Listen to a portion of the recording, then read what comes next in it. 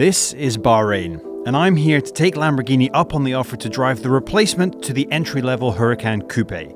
This is the Lamborghini Huracan Evo.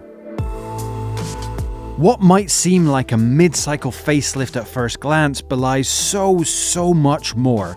The Evo takes Lamborghini's entry-level mid-engine supercar and adds, innovates, revises, begs, steals and borrows everything it needs to make this not just an update, but a complete overhaul.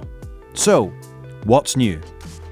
The biggest change in this car is the engine. It has lifted the same 5.2 litre naturally aspirated V10 from the Performante and slotted it right in here, which means you get just about the same 631 horsepower and 629 pounds-feet of torque as the car that famously beat the Nürburgring record. That's a lot of grunt to slam into the base Huracan, and on paper it will make this pretty damn close in performance to its track-focused sibling. But the question then is, what is the difference between the Evo and the Performante? Well, this is still fundamentally a road car. Where the Performante has adaptive aero, this has fixed aero. The main difference then is on that big wing that you get on the back of the Performante, which had the ALA system, which would allow it to stall in high-speed straights, giving you less drag, but be activated in the corners to give you downforce on the side where you needed it most. The Evo gives you a different set of characteristics. New vents prevent turbulence down the side of the car, and the fixed rear wing, which incidentally is the most curved design touch I've seen on a Lambo in a very long time, can both develop a tremendous amount of downforce but also create a Venturi effect to speed up air passing through it, reducing drag. In total, the Evo generates 7 times as much downforce as the car it replaces, with only minimal sacrifice on the straights. But it's not just the Performante that's had its homework copied. Oh no, the Aventador has had a few things pilfered from it as well.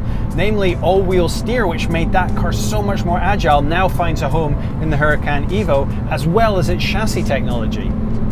That totals up to being the best selection of all the best features available in Lamborghinis today. But the innovations don't end there. An all-new brain, the LDVI system, combines the traction control systems, the torque vectoring, the magnetorheological suspension, all-wheel drive and all-wheel steer to continuously monitor and adapt to your driving to give you the best possible experience in any given moment. Whether you're tearing up the track or stuck in Bahraini traffic, the Huracan Evo tweaks and adapts based on your inputs to give you an end result it thinks you need, before you think you need it. With that, thanks to the new suspension and chassis tech, there's a much wider range between its most stiff and grippy setup in sports and Corsa modes and the more comfortable road-focused Strada mode. So you could make the Huracan Evo into a daily driver, and it's probably, perhaps with the exception of the Urus, the car you can daily drive the most out of Lamborghini stable. But I'll be perfectly honest, I've only been in here a couple of hours and my back is already beginning to kill me. Also, there isn't the biggest amount of headroom. I'm not really tall. I'm only 6 foot tall and I have next to 0 headroom left. I feel like I can't get the seat quite as low as I need it to be. I still feel quite high up for a car that's meant to be a mid-engine supercar. I'd rather have my butt kissing the tarmac, but you can forgive this car everything for that engine note. Drop a few cogs.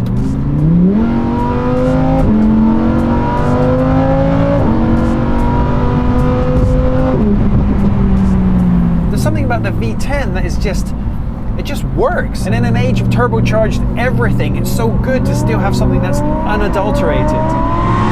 Another addition on the Huracan Evo is this new touchscreen in the middle of the transmission tunnel here. It's in a slightly weird position. I'm finding it a bit distracting to look down. I'm having to take my eyes quite far away from the road to see what's going on there. When asked whether or not they could have put a heads-up display in to show you a couple of the features that you might need to see, they said that because of the raked windscreen and the packaging of the car in general, they'd never be able to fit one in. That said, you can just use 2 fingers and it'll automatically let you do the volume, which is even easier than finding a knob, I must say.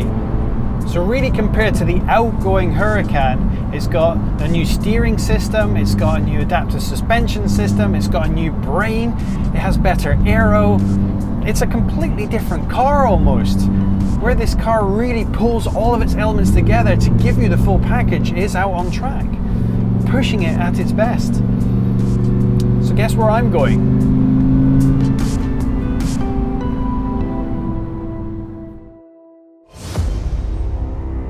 Every effort has been made to make the Huracan Evo more comfortable out on the roads, but really where the improvements are in their element is out here on track. We only had a brief few stints on the Bahrain International Circuit to put those changes to the test, but they were pretty evident as soon as I pulled out of the pit lane.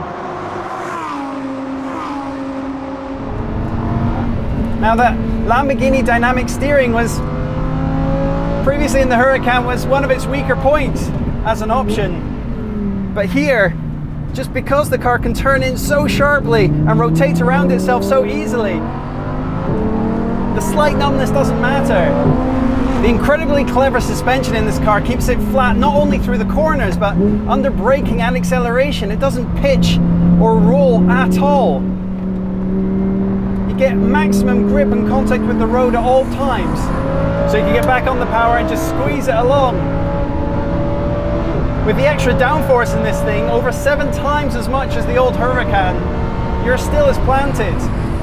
You don't have the dynamic shift of that downforce like you do in the Performante, where it can shift the downforce from left to right. But the torque vectoring system in this takes over and gives you pretty much the same experience. See this corner here, which is a long corner to hold. It knew somehow what speed and gear I wanted to be in. I figured it out. The all-wheel steer, all-wheel drive, traction control, dynamic system, it all works together. There is no restrictions on what you can do. But all those systems working in the background aren't just there to make it feel completely planted and safe, but also to make it feel exciting. It's doing a lot of work to keep me on the straight and narrow. And this is the entry-level Huracan, the entry-level Lamborghini. With a 0 to 62 time of just 2.9 seconds and a top speed of over 200 miles an hour, the straights are an absolute joy. The speed just builds and builds, and the carbon ceramics allow you to be just as aggressive on the stop pedal as you are on the throttle. The brakes themselves work incredibly well, but you do have to get over the slightly softer feel of the pedal. Unlike the Performante, this has been dialed in softer and more compliant, which can be a bit of a shock the first time you barrel into a corner at 150 miles an hour. But once you get the feel for this essentially road driving brake feel, you can stamp on it to your heart's content.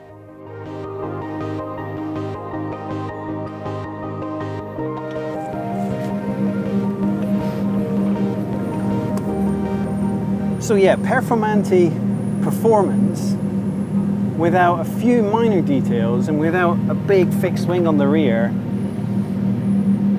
And this is the entry-level Lamborghini. Entry-level. It gives you so much help, but it wraps it in this veneer of excitement where it still feels loose and exciting. It doesn't feel like it's holding your hand, even though it kind of is. It's a real experience. I think the only thing that could potentially add to this track driving experience, if maybe we could go out again when the sun goes down. Maybe if I ask really nicely.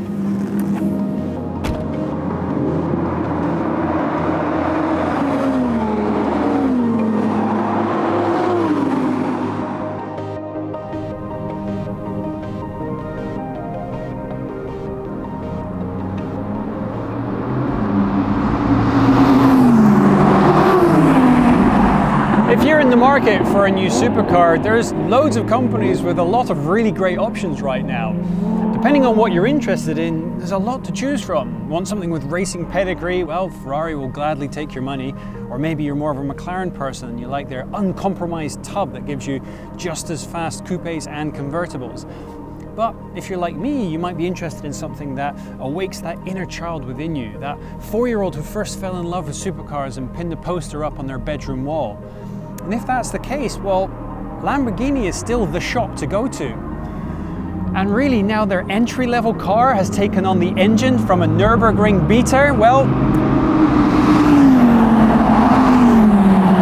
your job in selecting a supercar has just got that much harder.